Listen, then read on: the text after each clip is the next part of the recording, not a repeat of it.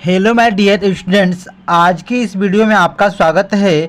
तो आज की ये वीडियो गृह विज्ञान कक्षा 10वीं के छात्रों के लिए बनाई जा रही है, जिसमें आप देख सकते हैं प्रतिदर्श प्रश्न पत्र 2025, यानी जो बच्चे 2025 में बोर्ड पेपर देने वाले हैं उनके लिए काफ़ी वीडियो इम्पोर्टेंट होने वाली है। इस वीडियो के माध्यम से हम सारी चीज़ों की जानकारी लेंगे, सारी चीज़ इसको डिटेल्स जानेंगे कि इसका पूर्णांक कितना समय होता है, इसके नोट्स क्या होते हैं, आपको बोर्ड पेपर में कैसे तैयारी करके जाना है ताकि 95% आप क्रॉस कर पाए, ठीक ना। यदि आपको 95% क्रॉस करना है तो आप जरूर इस वीडियो को अंत तक देखें, वीडियो को जरा भी स्किप ना करिएगा। और यदि आप चैनल पर नए हैं तो चैनल को सब्सक्राइब कर लीजिएगा, साथ में बेल आइकन को प्रेस कर लीजिएगा ताकि जो भी मैं वीडियो बनाऊं उसका नोटिफिकेशन आपके यहाँ सबसे पहले मिलता जाए। तो चलिए शुरू करते हैं आज की इस खास वीडियो को। देखिए तो साथियों, ये जो इसका पूर्णांक होता है, पूर्णांक इसका होता है 70 नंबर का। कितने नंबर का होता है? 70 नंबर का। जो बच्चे हाई स्कूल 2025 देने वाले हैं उनके लिए पूर्णांक 70 नंबर का होता है। अब देखिए हल करने के लिए आपको समय कितना मिलता है, तो समय 3 घंटा और 15 मिनट के मिलते हैं। कितने के? 3 घंटा और 15 मिनट का समय मिलता है। और आप यहाँ पे देख सकते हैं नोट में लिखा गया है कि प्रारंभ के 15 मिनट परीक्षार्थियों को प्रश्न पत्र पढ़ने के लिए निर्धारित है। देखिए जो 15 मिनट मिलते हैं वो शुरू में आपको प्रश्न पत्र को पढ़ने के लिए, देखिए ये सारा प्रश्न पत्र है, इन सबको आपको डिटेल्स में पढ़ लेना है और अच्छे तरीके से पढ़ने होता है, ठीक है। कि आपको कौन से प्रश्न आ रहा है, कौन से प्रश्न नहीं आ रहा है, आप एक बार देख लीजिए, उसके बाद आप हल करना शुरू करिए। आप बिल्कुल शुरू से अंत तक करते जाइए, और अब जो आपको प्रश्न नहीं आता है आप उसको छोड़ भी सकते हैं, इसमें कोई दिक्कत नहीं है, ठीक ना। लेकिन आपको सभी प्रश्नों को हल करना होता है, ठीक है। चलिए उसके बाद निर्देश नंबर 1, सभी प्रश्न अनिवार्य है। क्या है? सभी प्रश्न अनिवार्य है, ठीक है। अब देखिए अगला नंबर का रहा है कि इस प्रश्न पत्र के 2 खंड अ तथा ब है। देखिए इसमें 2 खंड दिए गए हैं, अ तथा ब। आप यहाँ पे देख सकते हैं, देखिए खंड ये अ है, ठीक है, और आपको यहाँ पे खंड ब मिल जाएगा, ठीक ना।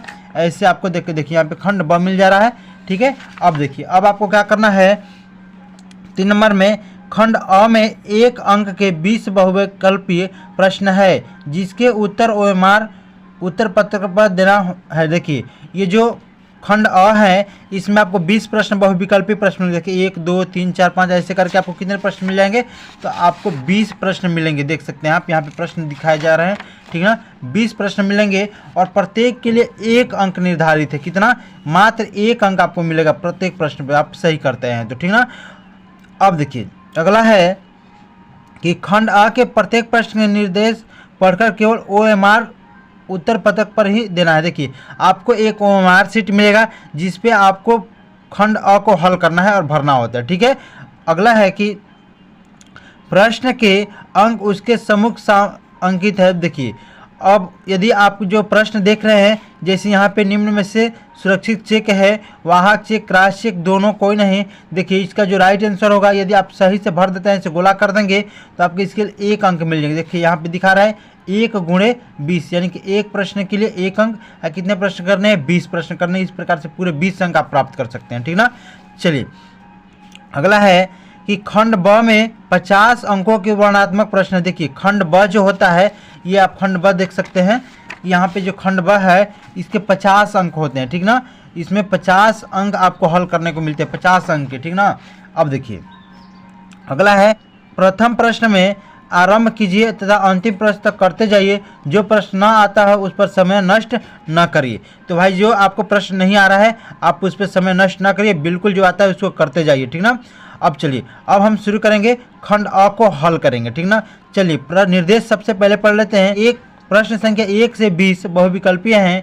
निम्नलिखित प्रश्नों में प्रत्येक के 4 विकल्प उत्तर दिए गए हैं, उनमें से सही विकल्प चुनकर क्रमवार उत्तर पत्र पर अंकित करें, ठीक है। देखिए पहला नंबर प्रश्न है, निम्न में से सुरक्षित चेक है, वाहक चेक, क्रॉस चेक दोनों कोई नहीं। तो देखिए इसका जो सही उत्तर होगा हो जाएगा क्रॉस चेक। क्या हो जाएगा? क्रॉस चेक सही उत्तर हो जाएगा, ठीक ना। अगला नंबर, रोगी को ले जाने के लिए प्रयोग करना चाहिए। देखिए चरपाई, डोली, कुर्सी, स्ट्रेचर। देखिए भाई तो रोगी को ले जाने के लिए हमें स्ट्रेचर का प्रयोग करना चाहिए, जो हमें हॉस्पिटल में ही मिल जाता है, ठीक है। अशुद्ध जल में से होने वाला रोग है। देखिए अशुद्ध जल से कौन सा रोग होता है? पोलियो, पेचिस, हैजा, सभी। तो देखिए जो अशुद्ध जल होता है उससे हमें हैजा होता है। कौन सा? हैजा रोग फैलता है। ठीक है। अगला नंबर है कि वॉशिंग मशीन बचत होती है समय की, श्रम की, सर्फ की, सभी की। तो देखिए भाई वॉशिंग मशीन का यदि आप प्रयोग करेंगे तो समय भी बचेगा, मेहनत भी बचेगा और सर्फ भी बचेगा। इस प्रकार से राइट आंसर रहेगा सभी की बचत होता है। ठीक ना। समय, श्रम और सर्फ सबकी बचत होता है हमारे वॉशिंग मशीन से। ठीक है। अगला नंबर है कि ठंडे स्पंज में क्या प्रयोग करना चाहिए? बर्फ का पानी, बर्फ, ताज़ा पानी या फिर घुली हुई बर्फ का पानी। तो देखिए तो जो ठंडे स्पंज में क्या प्रयोग करना चाहिए? तो हमें बर्फ का पानी प्रयोग करना चाहिए। ठीक है। इसका राइट आंसर 1 नंबर हो जाएगा। अगला है वाटर फिल्टर में कोष्ठ होते हैं 1, 2, 3, 4। देखिए जो वाटर फिल्टर होते हैं उसमें 4 कोष्ठ होते हैं। कितने? 4 कोष्ठ होते हैं। ठीक है। इस प्रकार से इसका राइट आंसर 4 नंबर हो जाएगा, है ना। अब चलिए अगले नंबर प्रश्न पे चलते हैं। देखिए अगला नंबर प्रश्न है कि देखिए मोतीझरा का समप्राप्ति काल है 7 से 21 दिन, 2 से 3 दिन, 4 से 6 दिन, कोई नहीं। देखिए जो मोतीझरा है उसका समप्राप्ति काल होता है 7 से 21 दिन, यानी कि 1 नंबर इसका राइट आंसर हो जाने वाला है। ठीक है। अब चलिए अगला नंबर है कि रुधिर की शुद्ध किस अंग में होती है? देखिए रुधिर यानी कि ब्लड का शुद्ध किस अंग में होता है? पाचन अंग, फुफ्फुस, हृदय, त्वचा। तो इसका राइट आंसर 2 नंबर हो जाएगा। ठीक ना। अगला है कि भोपाल दुर्घटना किसका उदाहरण है? वायु प्रदूषण, जन प्रदूषण, ध्वनि प्रदूषण, रेडियोधर्म प्रदूषण। देखिए जो भोपाल की दुर्घटना है वो वायु प्रदूषण का उदाहरण है। किसका? वायु प्रदूषण का उदाहरण है। इसका राइट आंसर 1 नंबर हो जाएगा। ठीक है।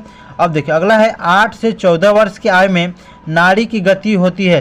भाई देखिए जो 8 से 14 वर्ष यानी कि जो नाड़ी की गति होती है वो कितनी होती है? तो देखिए 60 से 70, 80 से 90, 62 से 80, 70 से 80। तो देखिए इसका जो राइट आंसर हो जाएगा 70 से 80 हो जाएगा भाई, यानी कि राइट आंसर 4 नंबर हो जाने वाला है। ठीक है। अगला है तलने की विधि है गहरी, उथली, शुष्क, तीनों। देखिए जो तलने की विधि होती है वो विधि गहरी विधि होती है। कौन सी? गहरी विधि होती है। इसका राइट आंसर 1 नंबर हो जाने वाला है। ठीक है। चलिए अगला नंबर है कि प्याज की पुलटिस किस पर बांधनी चाहिए? देखिए प्याज की पुलटिस किस पर बांधनी चाहिए? मोच पर, चोट पर, फोड़े पर, सभी पर। देखिए जो प्याज की पुलटिस बांधी जाती है ना वो फोड़े पर बांधी जाती है। कब बांधी जाती है? फोड़े पर बांधी जाती है। इसका राइट आंसर 3 नंबर हो जाएगा।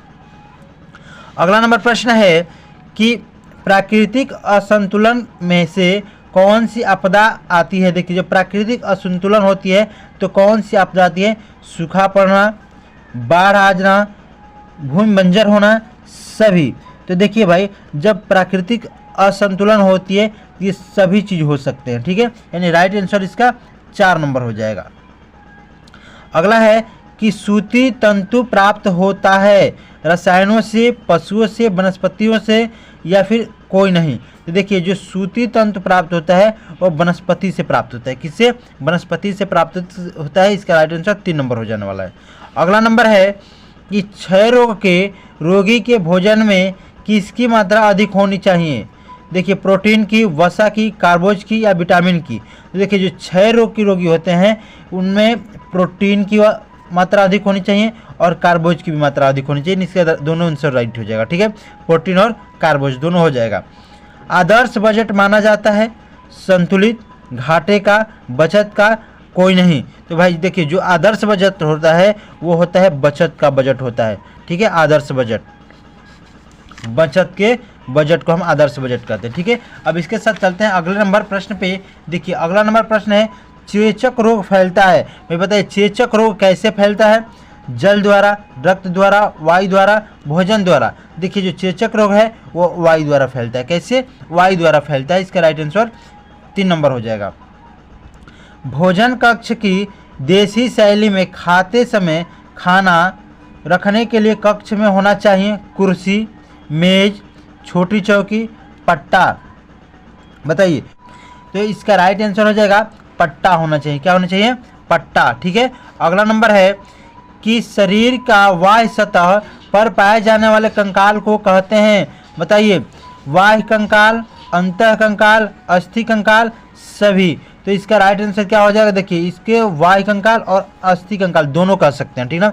इसका राइट आंसर 1 और 3 दोनों हो जाएगा। यदि आपको ऑप्शन में 1 और 3 देता है तो आप दोनों लिख सकते हैं, या फिर कोई एक देता है तो आप उसको कर सकते हैं, राइट हो जाएगा, ठीक ना। श्वास गति व नाड़ी गति में संबंध होता है 1:4, 2:3, 1:10, 2:10। देखिए जो श्वास की गति होती है और जो नाड़ी गति है उसमें संबंध 1:4 का होता है। कितने का, 1:4 का, यानी इसका राइट आंसर 1 नंबर हो जाएगा। चलिए अब खंड ब को समझ जाते हैं। देखिए जो खंड ब है वो 50 अंक का है। हमने पहले ही बताया कि खंड ब कितने अंक का होता है, तो 50 अंक का होता है, ठीक ना। अब देखिए इसका निर्देश होता है कि प्रश्न संख्या 21 से 26 तक अति लघु उत्तरीय है। प्रत्येक प्रश्न का उत्तर अधिकतम 25 शब्दों में लिखिए। अब देखिए 21 से 26 तक आप देख सकते हैं कि 21 नंबर प्रश्न है, लचीले बजट से क्या तात्पर्य है, ओजोन परत का क्या महत्व है, नाप लेने की 2 विधियों का नाम बताइए, मौज किसे कहते हैं, खड़े होकर भोजन पकाने से क्या लाभ है, ठंडी सेक की विधियाँ बताइए। देखिए इन सभी प्रश्नों का आपको उत्तर देना है, तो अधिकतम कितने शब्दों में, 25 शब्दों में आपको इसके उत्तर देना होता है। कितने, 25 शब्दों में। और जो इसके अंक होते हैं 2 अंक होते हैं और 6 प्रश्न है, यानी कि 2 छक्के 12 अंक का ये हो जाता है, ठीक है। अगला नंबर होता है जो 27 से 31 तक, आप देख सकते हैं यहाँ पे। देखिए इसके निर्देश है कि प्रश्न संख्या 27 से 31 तक लघु उत्तरीय है। प्रत्येक प्रश्न का उत्तर अधिकतम 50 शब्दों के अंतर्गत लिखिए। जो इसका उत्तर लिखना है 50 शब्दों के अंतर्गत लिखना है। जैसे प्रश्न है कार्बोहाइड्रेट एवं प्रोटीन पोषक तत्वों की सुरक्षा का उपाय लिखिए, आपको इसको लिख देना है, ठीक है। शरीर में जल के कार्य बताइए, ठीक है। एक साइकिल का क्रय मूल्य 1600 रुपया है, यदि इसका विक्रय मूल्य 2000 रुपया है तो लाभ प्रतिशत बताना है कि लाभ कितना हुआ। देखिए 1600 रुपये में खरीदा गया है और 2000 रुपये में बेचा गया है, तो लाभ कितने का हो जाए, 400 का। तो लाभ गुणे सही बटा में क्रय मूल्य फार्मूला लगा के निकाल सकते हैं इसका कितना प्रतिशत का लाभ हो रहा है, ठीक है। अब देख खपची का प्रयोग कब और क्यों किया जाता है, आपको बता रहे खपची का प्रयोग कब किया जाता है और क्यों किया जाता है, ठीक है। अब देखिए अगला नंबर है 31 नंबर, भोजन पकाने से क्या उद्देश्य है समझाइए, ठीक ना। तो बच्चों आपको इन सभी प्रश्नों को अच्छे से तैयार कर लेना है और आपको देखिए इसका जो उत्तर देना है 50 शब्दों में देना है। और ये 4 प्रश्न है और 5 नंबर के, 4 5 20 नंबर आपका इसी से क्लियर हो जाने वाला है, ठीक है। 20 नंबर आपको मात्र इन्हीं प्रश्नों से क्लियर हो जाने वाले हैं, ठीक है। अब देखिए इस प्रकार से हमने 31 नंबर तक के सभी प्रश्नों को देख लिया। अब हम देखिए यहाँ से जो 32, 33, 34 यानी 3 प्रश्न और है, इनको देख लेते हैं। देखिए प्रश्न संख्या 32 से 34 तक दीर्घ उत्तरीय है। प्रश्न 32 और 33 के में विकल्प दिए हैं, एक ही विकल्प का उत्तर लिखना है। प्रत्येक प्रश्न का उत्तर लगभग 100 शब्दों में लिखिए। देखिए यहाँ पे 32 नंबर प्रश्न है और अथवा करके यहाँ पे 32 का ही गृह गणित क्या है इसके महत्व को बताना है, ठीक ना। आप देख सकते हैं यहाँ पे अथवा करके इन दोनों में से किसी एक प्रश्न को हल करना होता है, ठीक है। और देखिए इसके लिए अंक आपको कितने होते हैं, तो इसके लिए आपका अंक होता है 6 अंक का होता है। कितने अंक का, 6 अंक का होता है, ठीक ना। अब देखिए ऐसे ही 33 नंबर भी है कि भोजन परोसने की विधि के सविस्तार वर्णन कीजिए, अथवा रोगी का आहार तैयार करते समय किन किन बातों पर ध्यान देना आवश्यक है समझाइए। आप इन दोनों में से किसी एक को उत्तर दे सकते हैं। अगला है कि घर में सिलाई करने से गृहिणी को क्या लाभ होता है, एक गृहिणी को इसके ज्ञान होने की क्या आवश्यकता है, ठीक है। आप इनको हल कर सकते हैं, ठीक ना। आप इसको हल अच्छे से कर लीजिएगा। यदि आप अच्छे से हल करते हैं तो आपको पूरा का पूरा प्रश्न का उत्तर मिल जाएगा, ठीक ना, और आपको अंक भी मिल जाएंगे। इस प्रकार से आपका ये तीनों प्रश्न 18 नंबर का हो जा रहा है, ठीक ना। तो देखिए 18 और यहाँ पे आपको कितना था 12 और ये 20 हो जाएगा। देखिए 18 और 12 30 और 20 50 अंक का नंबर यहाँ पे हो जा रहा है आपका। उसके बाद यहाँ से आपको 20 नंबर का मिल जा रहा है, यानी इस प्रकार से आपको 50 नंबर मिल जाता है वहाँ से और 20 नंबर यहाँ से 70 नंबर का प्रश्न आपका यहाँ पर पूरा हो जाता है। तो बच्चों यदि आप पेपर में अच्छे से तैयारी करके जाते हैं तो आप 70 में से 68 का स्कोर बिल्कुल आसानी से कर सकते हैं, ठीक है। तो साथियों ये रही आज की हमारी वीडियो। यदि हमारी वीडियो आपको अच्छी लगी हो तो आप हमारे चैनल को लाइक करें, सब्सक्राइब करें और अपने दोस्तों में शेयर जरूर करें। मिलेंगे अगली वीडियो के साथ, तब तक के लिए जय हिंद, जय भारत।